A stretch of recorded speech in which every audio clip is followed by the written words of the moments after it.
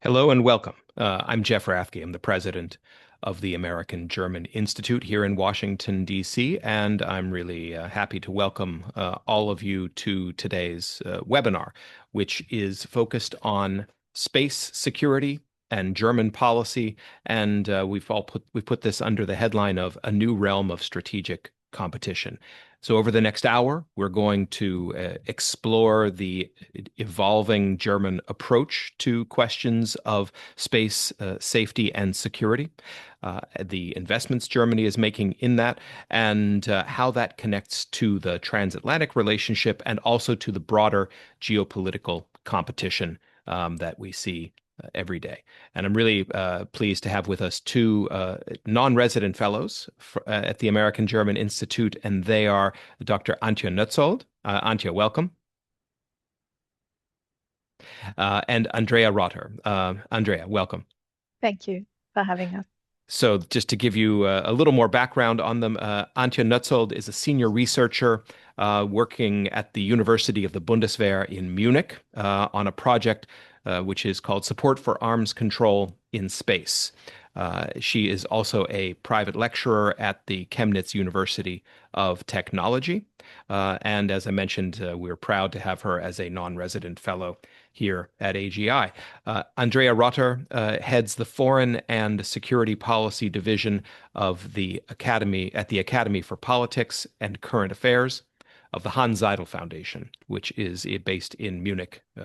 And her research is on transatlantic security cooperation, as well as German and European security and defense policy. So with the two of you today, we're going to learn more about how Germany is approaching space security. Let me just set the stage, perhaps.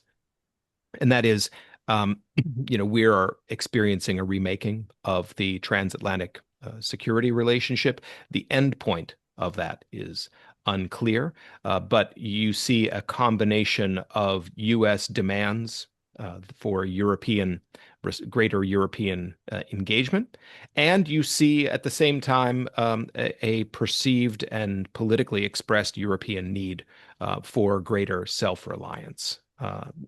Just these last couple of days, we're talking here on January 13th. Just yesterday, we had the German foreign minister and the German vice chancellor in Washington for discussion with their American counterparts. Foreign Minister Vadeful here to talk about in part talking about Greenland and Denmark, but what that's really about is the German security dependency on the United States and the implications of that. And in the case of the finance minister and vice chancellor, Lars Klingbeil, it's about resource dependency on China and how the G7 and other countries can work to mitigate that.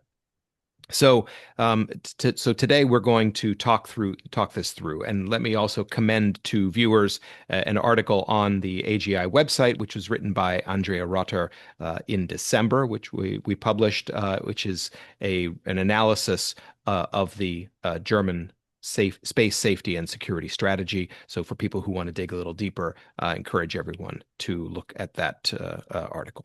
So with that under our belts, let me start, Andrea, with you. Tell us a bit about how the changing geopolitical environment in space is rising to political prominence in Germany.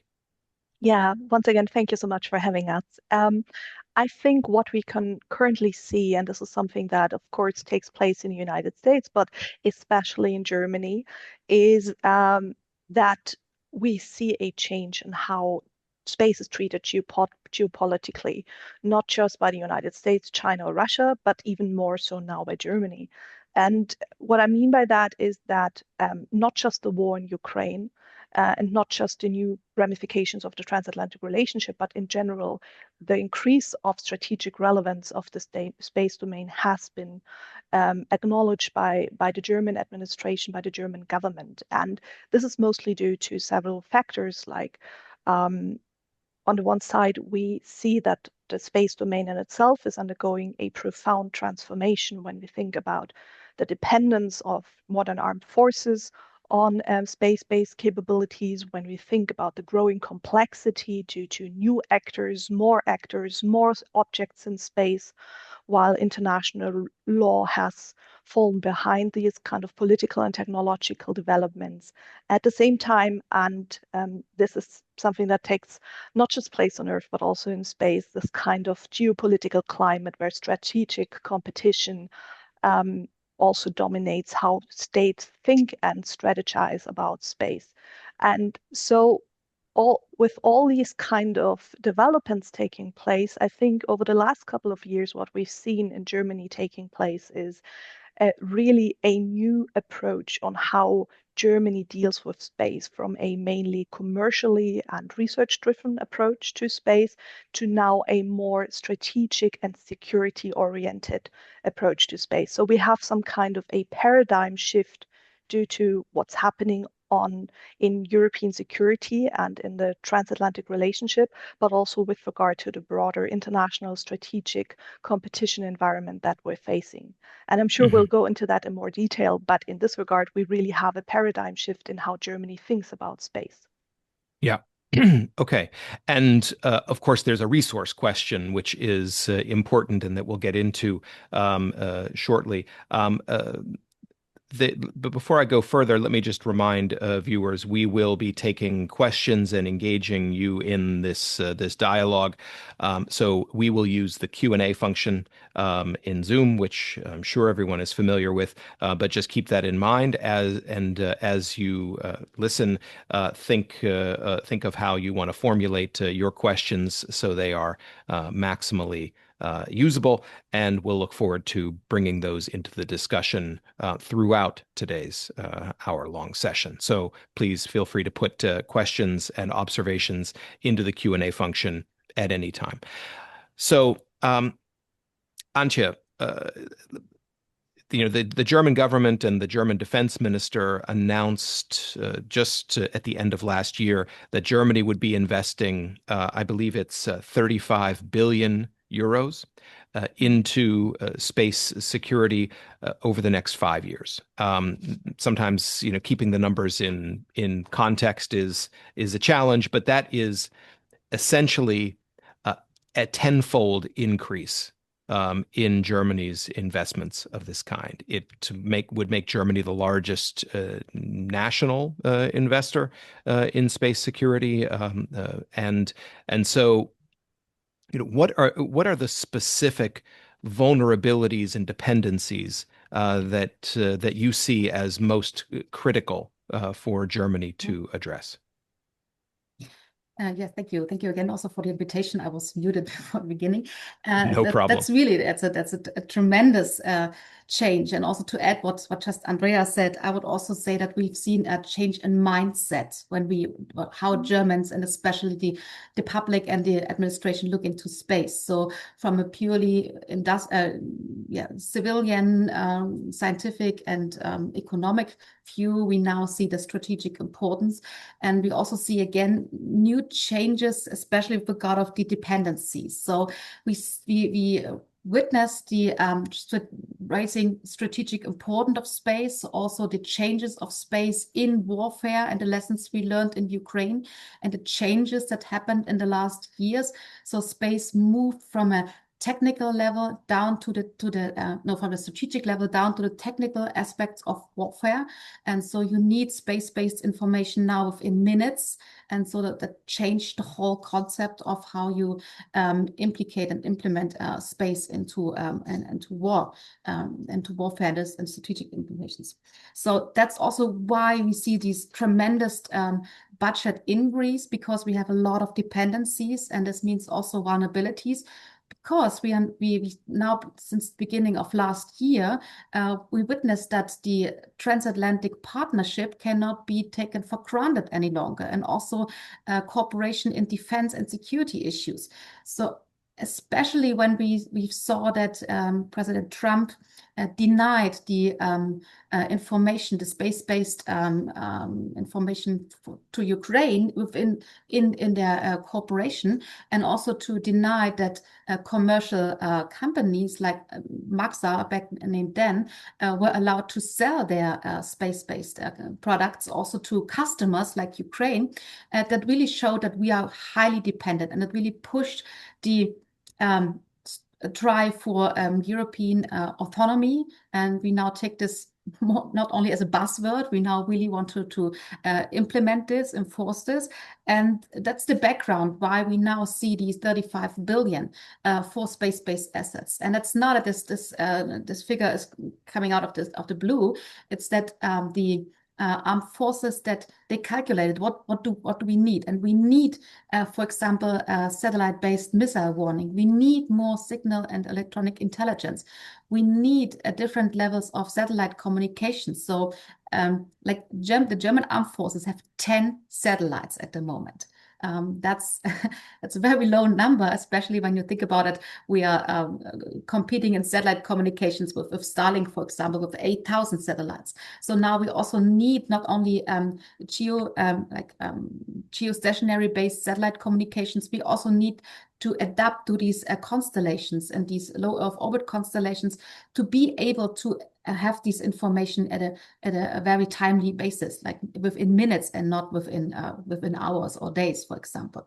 So those are and also we only have only a few satellites out there, and we are also not able to defend them. Our satellites we have very less space situational awareness. So to be able to know what's out there, to be able to know could address our satellites. So we need capabilities to monitor what's happening in space, to inspect other satellites, and also to defend our satellites. And those are the important aspects that are based, or that should be addressed with the 35 billion. And for example, that's the budget for the 5 billion we have now 7 billion we have now per year. That was the whole budget of the ESA, for example, of the European Space Agency in comparison. So just to also compare this huge amount of money again. And together with money that comes from other ministries, Germany will invest around 40 billion in space in the next 5 years. And you can compare it with France, who announced like 4 billion additional money for space defense. So that's showing that how committed Germany is now to close the capability gaps we have in space. So to both of you, it seems that Germany has, on the one hand, as you've just described, Antje, the dependency. In other words, the reliance on systems that are, in many cases, provided by the United States, or where the United States exerts some control over private providers of various services.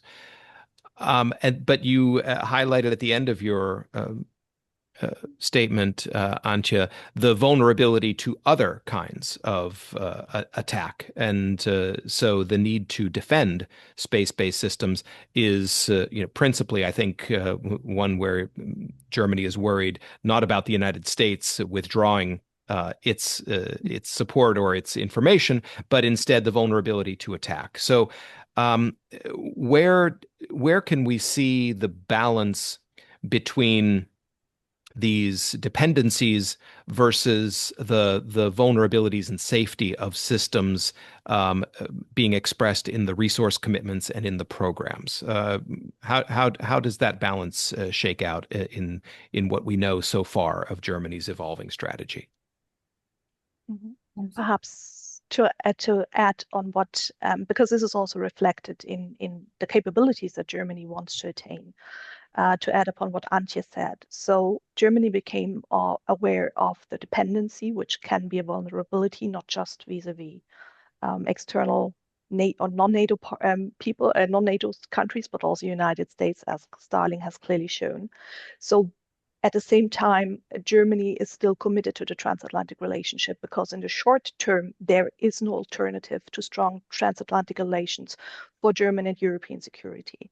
So when we look at what kind of capabilities Germany wants to attain over the last couple of years, it's on the one side to contribute, as Antje has mentioned, to more space situational awareness, to get a better understanding of what's happening in space, to increase our capability of space domain awareness.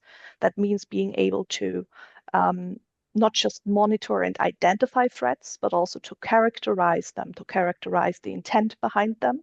And this is something that is also an interest of the United States when we think about near peer competitors like China. So there we have the common challenge of competitors to our transatlantic security relationship. But at the same time, when we think about, for instance, establishing our own multi-orbital communication satellite constellations, for instance, this is something clearly also with regard to becoming more autonomous in our own decision making and our own capacity to judge certain situations in space, to increase our own space situational awareness. And here I think not just with regard to secure satellite communications, which is one of the main priorities that the German government has from a national point of view, but also by contributing to EU programs like IRIS² to foster a European alternative to Starlink, for instance, but also to the Chinese and Russian systems in this regard.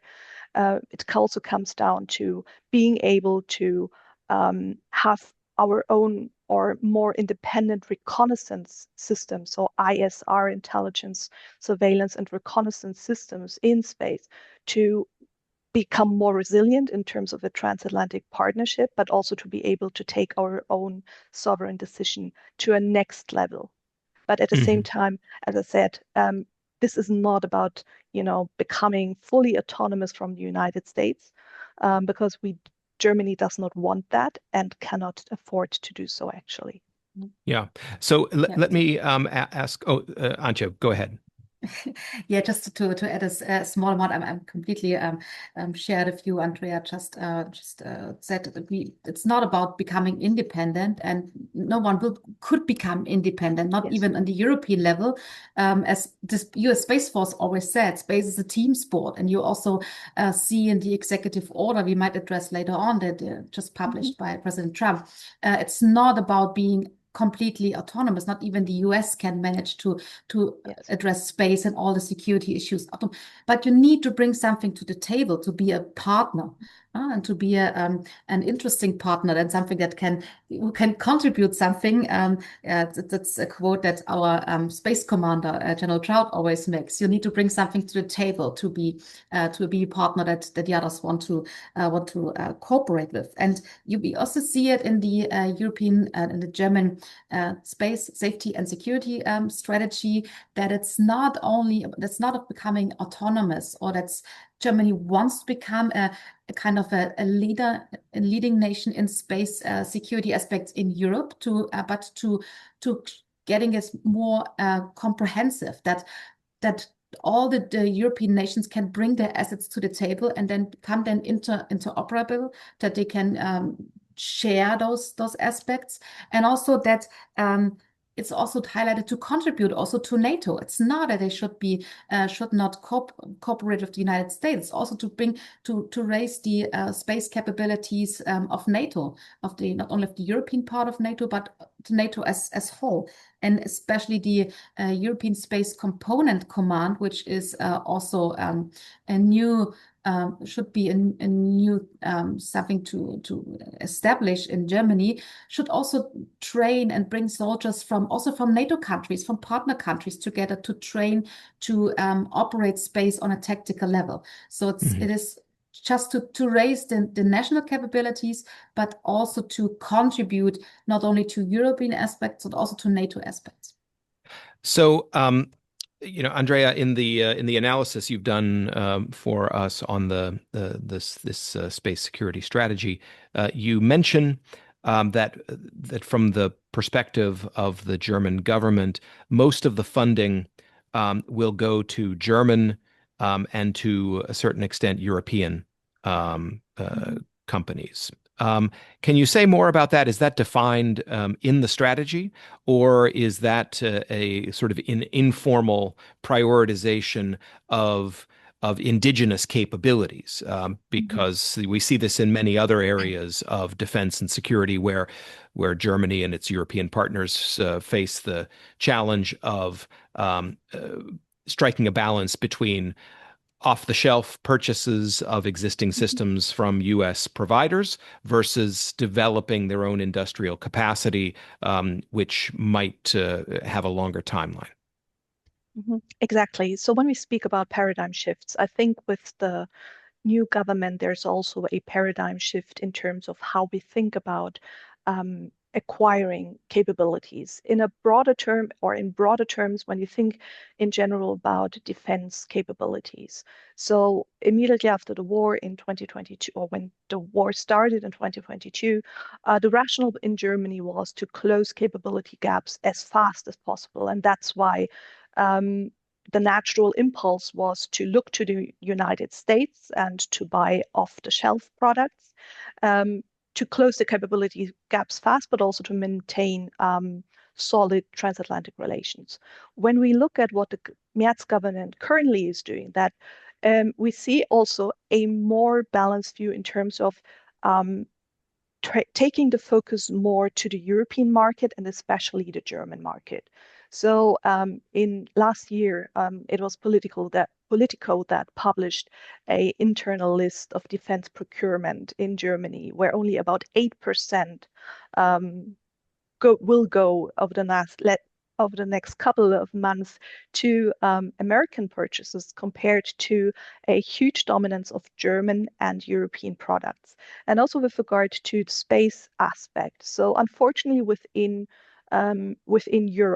Europe's space industry has few dominant players, but is still highly fragmented. And here we can see that also, while Europe strives to have a more or strives to more or to less fragmentation in this regard, we can also see that, especially from Germany and from France, we see a concentration or a clear preference for national purchases or national capabilities. And this also in the space regard. When we think about our communication system, when we think about our reconnaissance systems, which will be provided by German companies.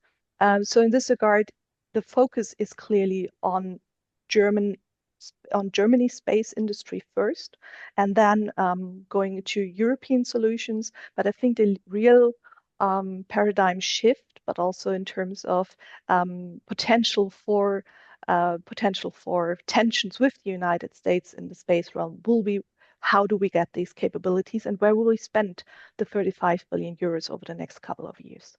Yeah. Antje, yes, go ahead. If I might add something, because I would say that's one side of the picture, but we need to add some kind of contradiction that is also still out there, like especially from the military point of view. There's the year 2029 out there, and that's the year when we are addressing to be able to ready to fight, able to fight, like kriegstüchtig, as our defense minister called it. That's the time when the military assesses Russia would be able to strike against NATO in Europe. So that's the number that's out there. That's like kind of the Damocles sword above our heads. And that also brings some contradiction, even though we have like this paradigm shift Andrea just described, that we want to also promote a European space industry and independent European space industry. We will also see some need to buy off-the-shelf products also from the United States, as we hear from the German armed forces that they need to have systems now they have time.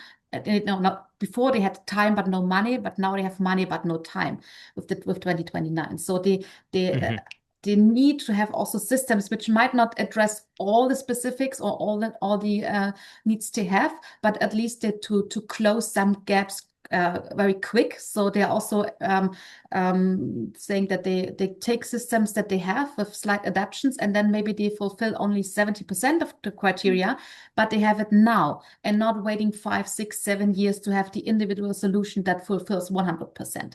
So that's a kind of a contradiction too. However, they try to also to change the system to promote and to innovations. Like in Germany, we have now the Space Innovation Hub, which wants to bring together like the very old-fashioned acquiring system of the Bundeswehr with the dynamic new space actors we also have in Germany. So we see some changes, but it will take time, and definitely there will be some money spent quickly and on systems that are already available. Yeah. Perhaps, Go ahead, Andrea. Just, I absolutely agree with Antje, and I don't see the contradiction. But I think where you will see the strongest push for a German or European solution will be the autonomous access to space.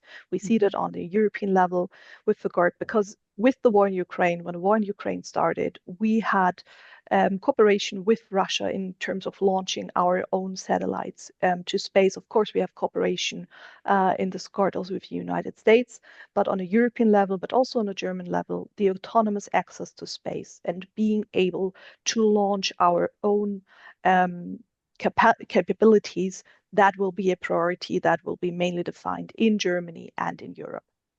Yeah.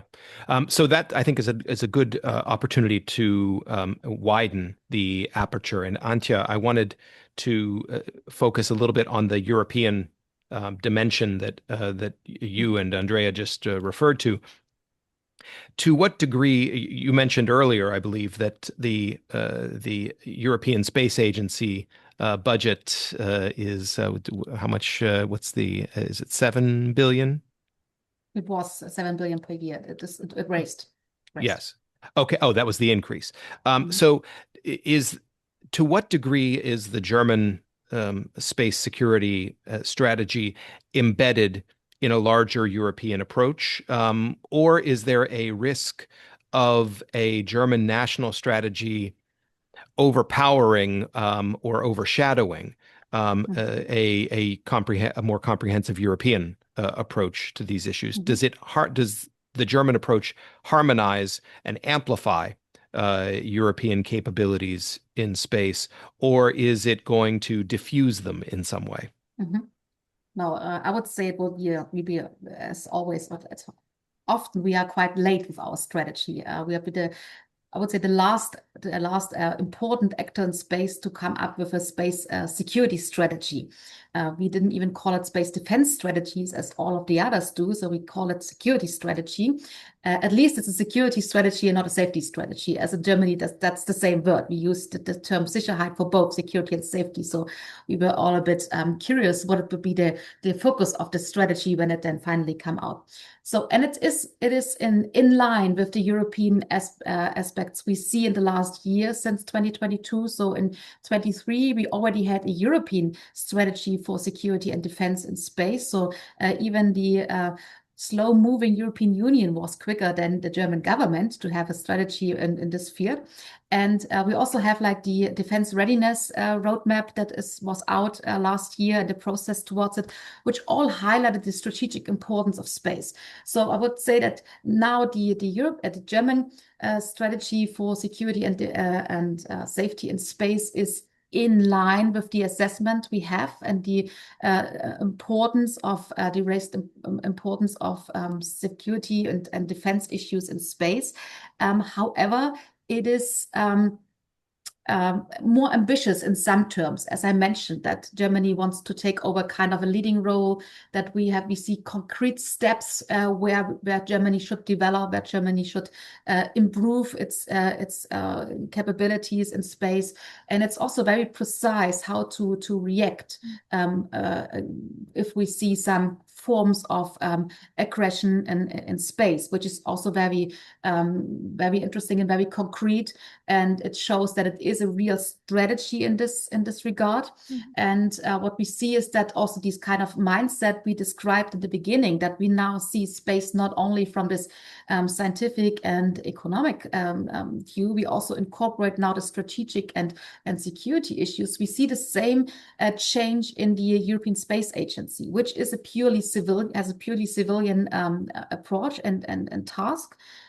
But however, like the last ministerial conference, which takes place every 3 years, was at the end of November in Germany, in Bremen.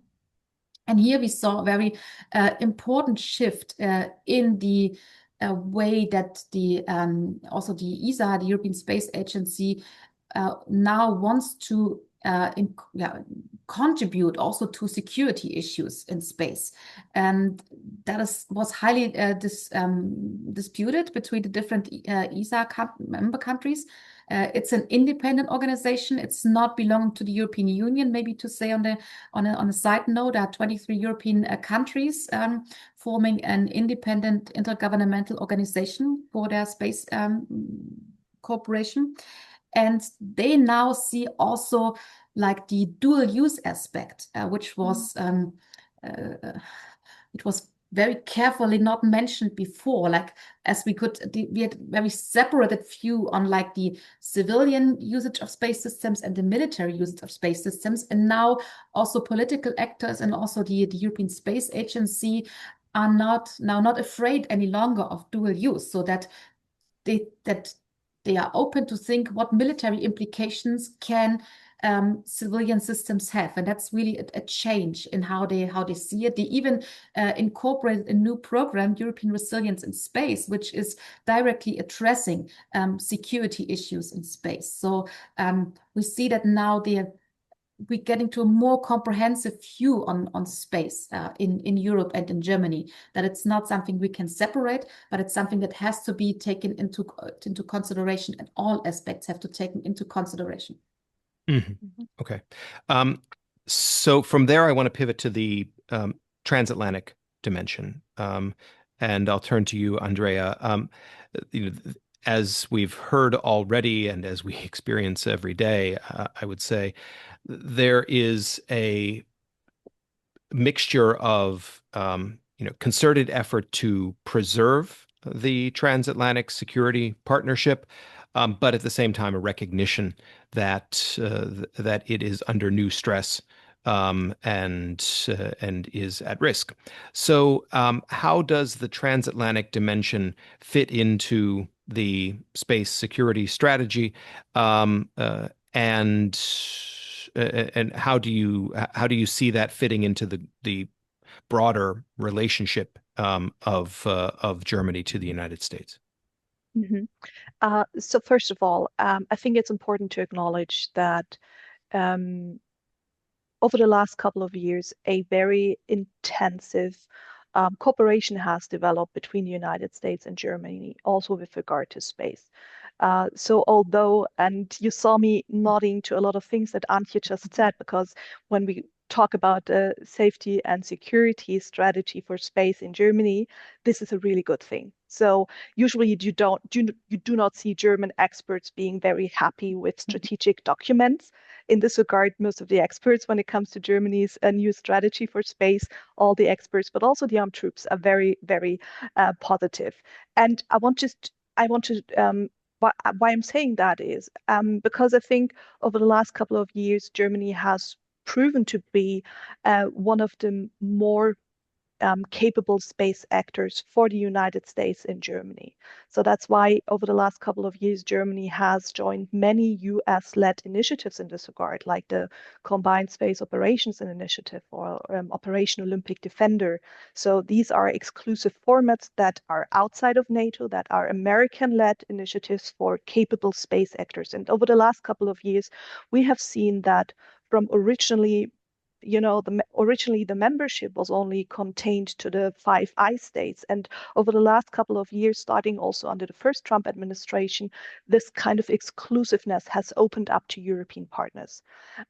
So when we talk about the current climate in transatlantic relations with regard to space, we can see that America First policy certainly has entered the chat in a way with regard to space policy. When we think about the newly published executive order, where we see that this, you know, the demand for greater burden sharing with regard to more contributions in terms of capabilities from allied nations to US security and to collective defense in a way, but also more pressure mounting on for Europe to actually make more investments in the American space industrial base, for instance. So here we can see where America First is translating into the space policy. But at the same time, Andrea, yes. let me interrupt you. Sorry. If you could just say a little bit more about which executive order you have in mind, Yes. And its provisions. Yes. So everybody was focusing more or less on the national security strategy, where space did not feature prominently, to my surprise.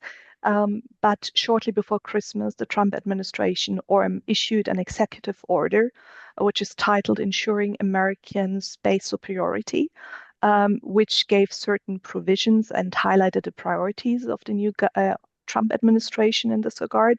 So one of the main priorities certainly is to maintain and to expand US leadership when it comes to space exploration, when it comes to, for instance, returning Americans back to the moon by 2028 by having a permanent outpost on the moon by 2030. So you have quite ambitious and tight guidelines when it comes to space exploration.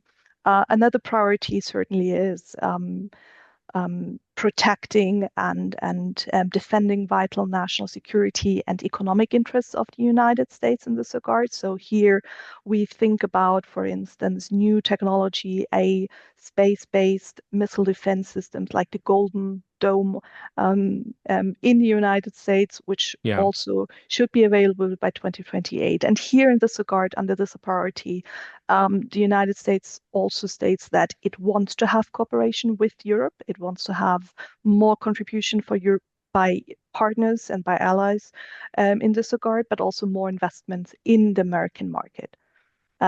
So when you look at the strategic outlooks of Europe, of Germany, and the United States, you can clearly see that you have different starting points.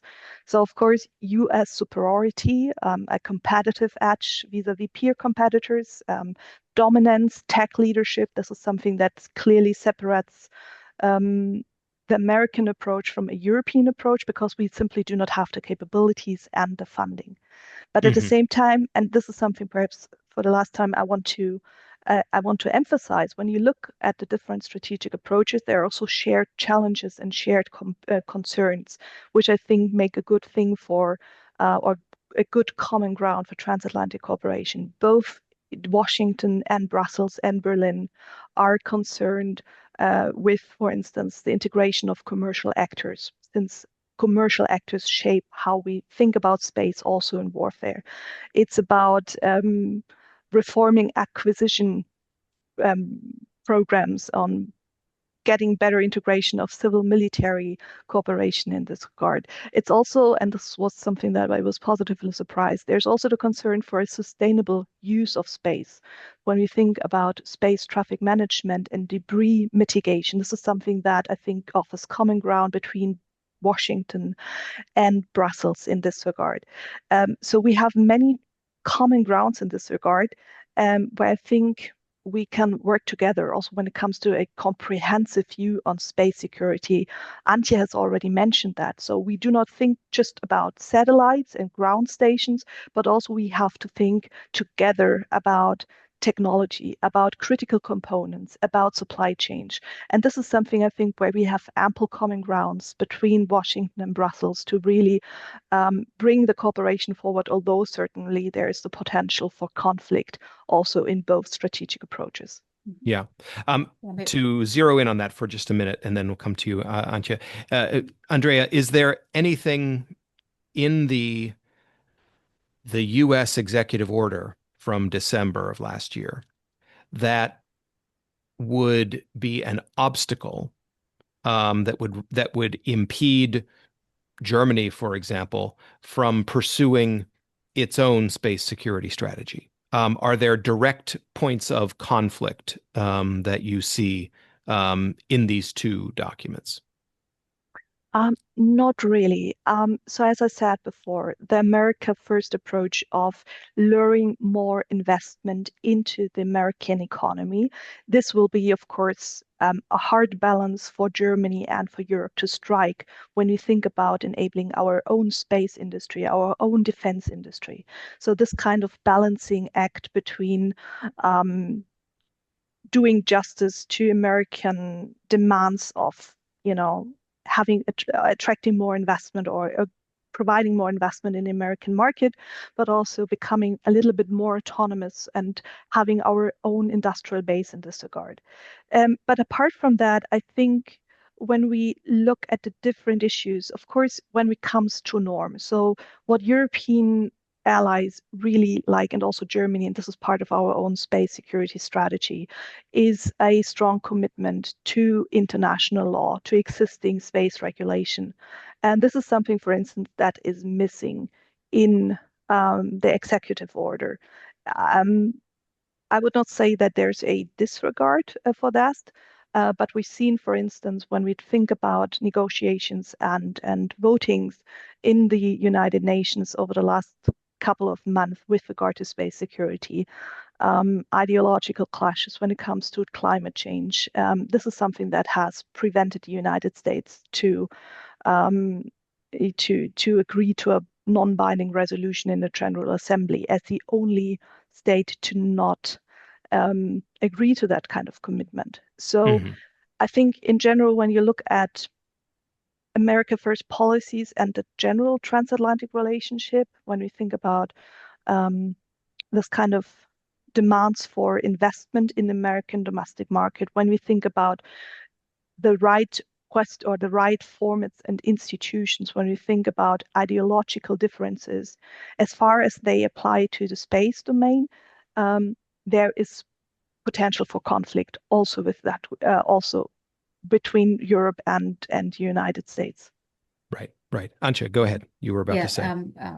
I would agree to a lot of things, all the things Andrea said, but maybe to add an aspect that I also don't see that there's a conflict between those different, or this executive order and the German strategy on a strategic level, because the United States, as Andrea said, they aim to maintain their superiority in space, which is they see China as the main competitor, as the peer competitor here, and China definitely is a peer competitor in this regard, as it wants to gain space superiority on its own.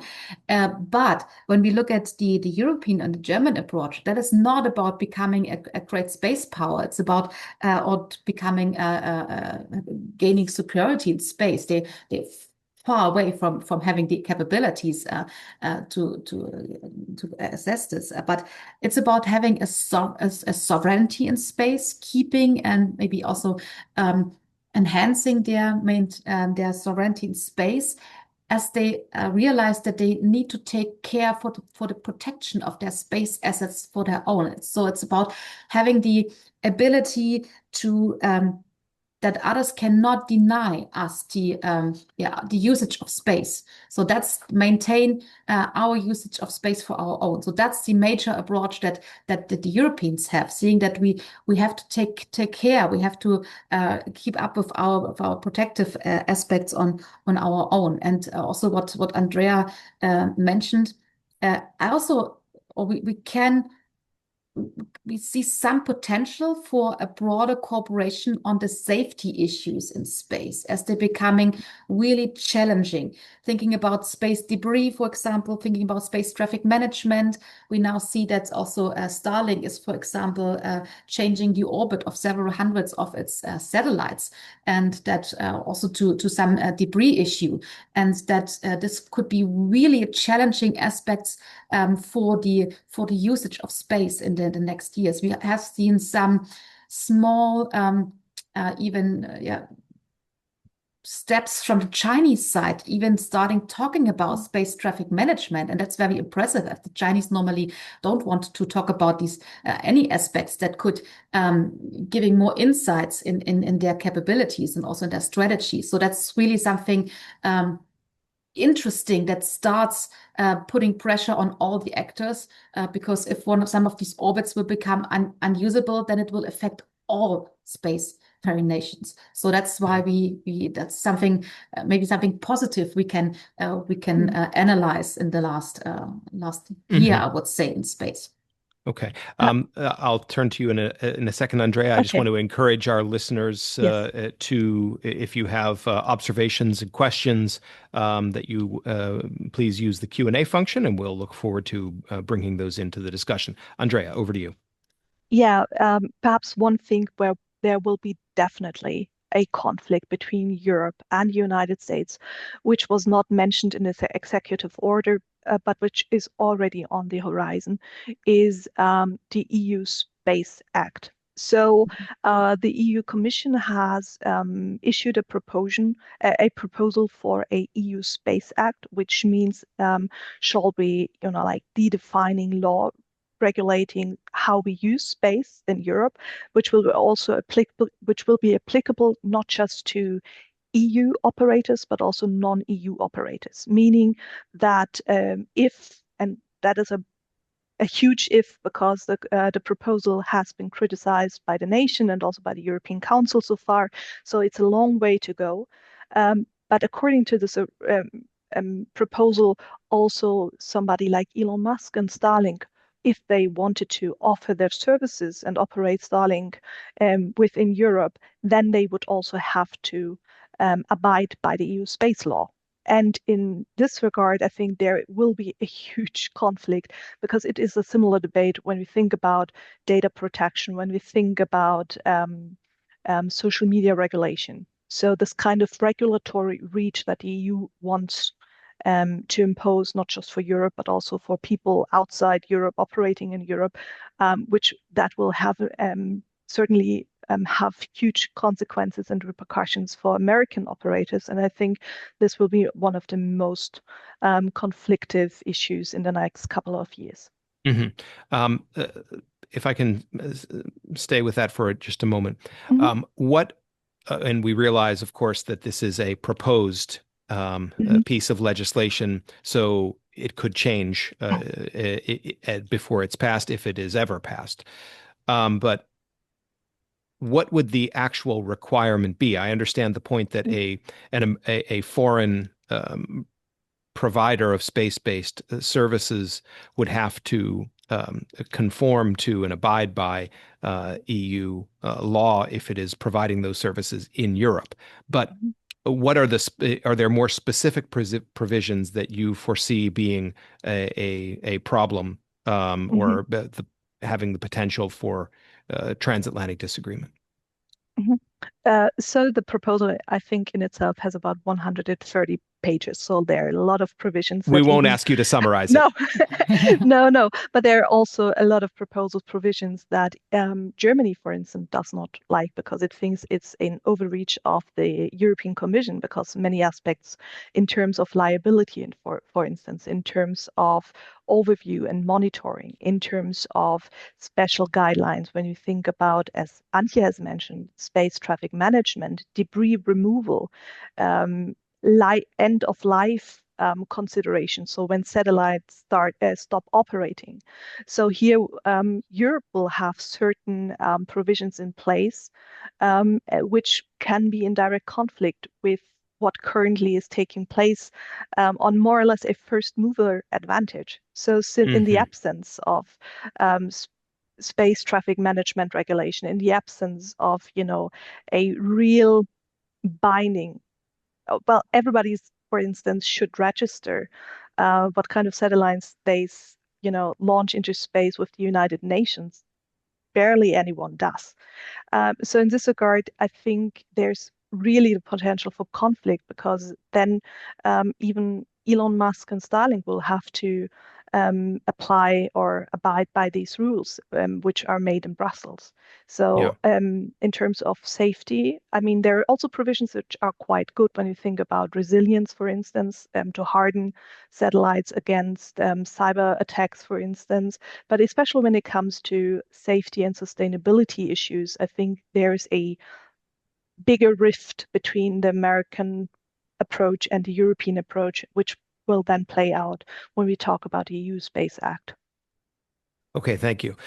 We have a question that I wanted to bring in, and that is, can you speak more to Germany's development of counter space capabilities within the strategy, such as ASAT, directed energy weapons, co-orbital capabilities? I'll leave that open to either of you to respond to. I can start with a few things, and Andrea's going to add. But in the strategy, we have the commitment to non-kinetic, non-destructive reactions to aggression in space. So we will not see the development of direct asset missiles or things like this, but we also have the clear statement that we are going to develop like active or mechanisms to be able to act in space, defensive and offensive, in defensive and offensive ways. So being able to protect our assets and to defend our assets.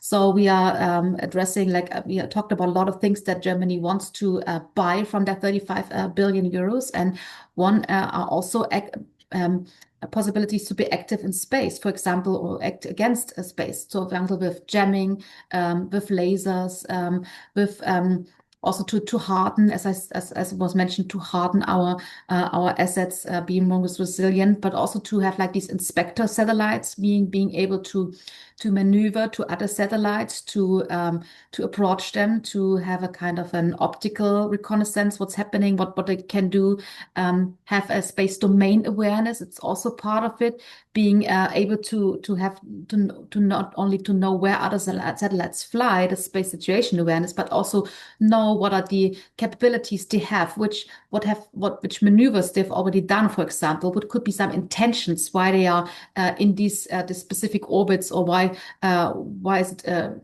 why a specific country puts a specific satellite in this direction, or is addressing other satellites. So there's a whole branch of it, and we want to being also able to contribute to those stuff, but with not non-destructive ways. That's the commitment. So we are committed not to produce more debris in space.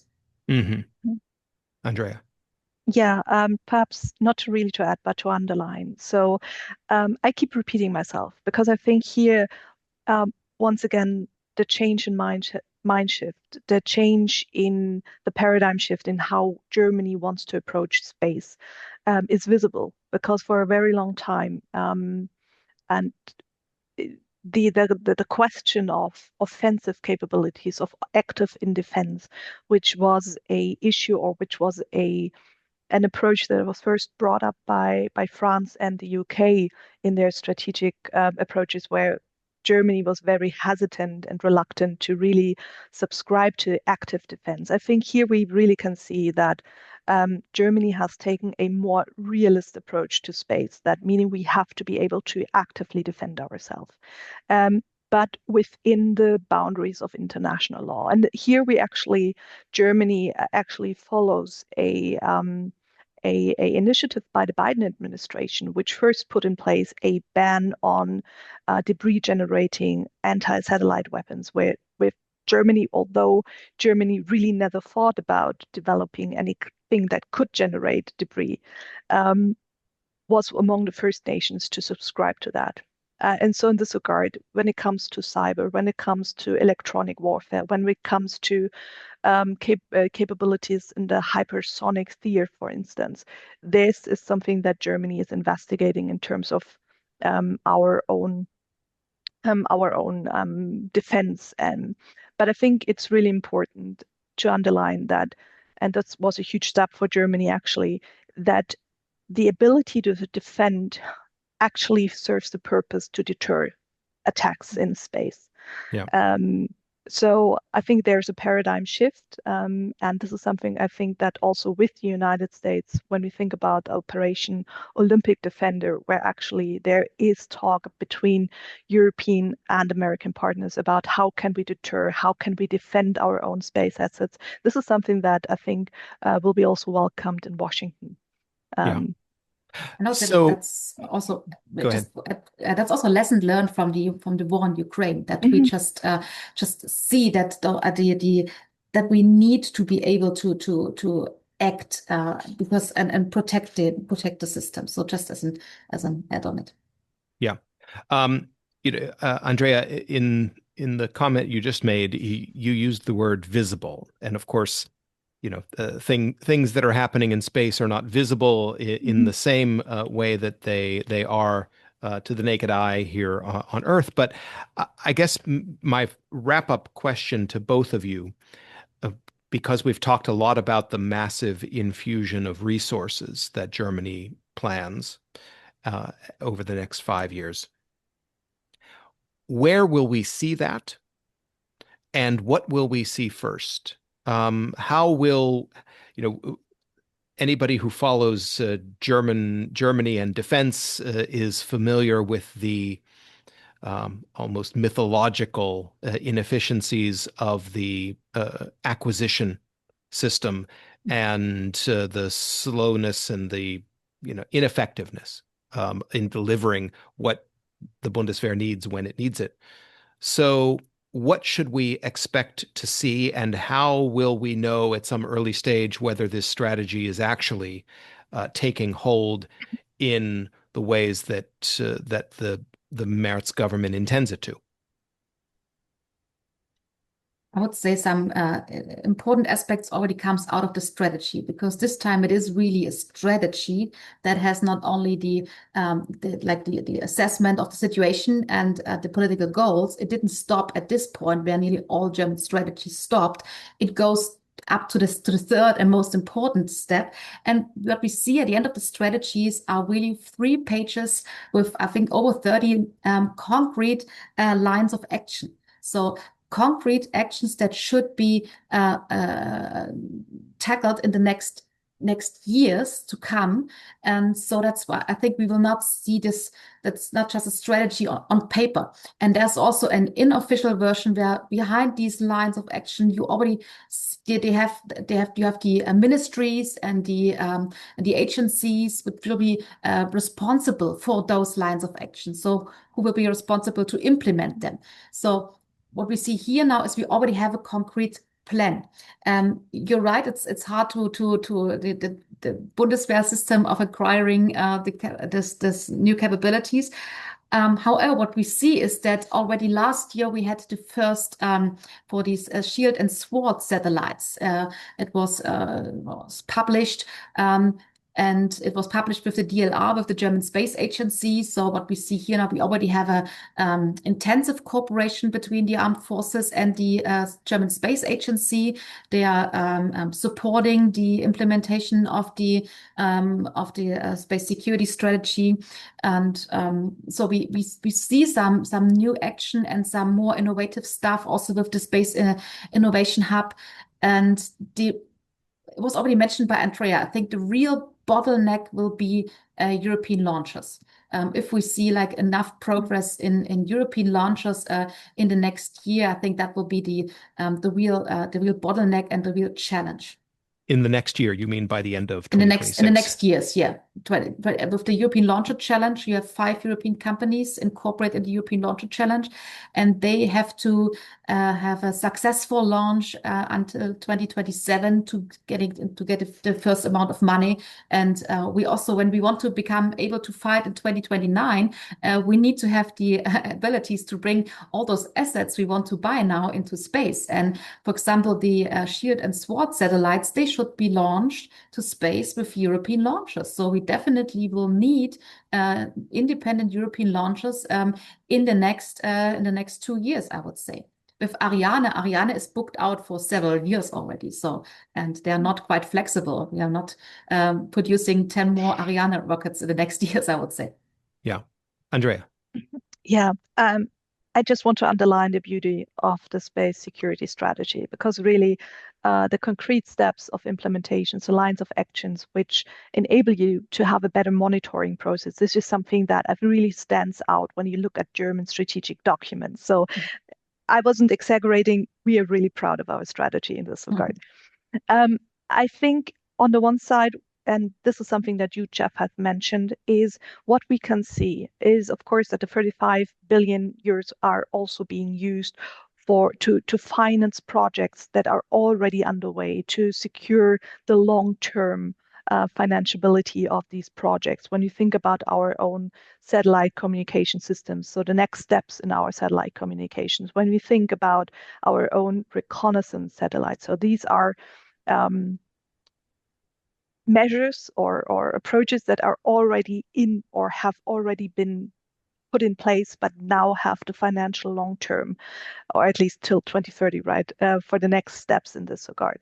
But I really also want to underline that certain aspects will be, quite visible. For instance, what I really like, we will get a space academy, to really have to educate and to train space personnel of the Bundeswehr, for instance. We will get a military satellites operation center. So the money will not just be spent in terms of capabilities, although this is certainly a high priority, but also in terms of institutional changes, in terms of personnel, for instance, to grow our own space command.